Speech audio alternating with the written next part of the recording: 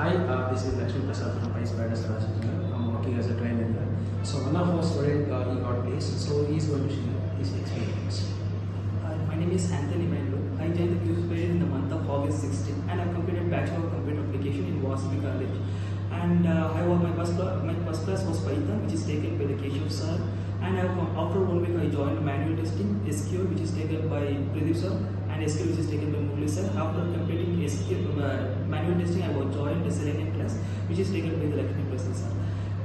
So, which are the activities to crack interview? So before moving to interview, they have conducted the grooming sessions. It was very helpful for me, and not only that, I was not that much good in communication. The boot camps regularly, I used to do boot camps that helped me to crack the interview, helped me to improve my communications, and mock interviews. And once after completing some syllabus, they will conduct a mock interview. That was really helpful, and they will ask the question how the interview is actually asked. Congratulations. Thank you.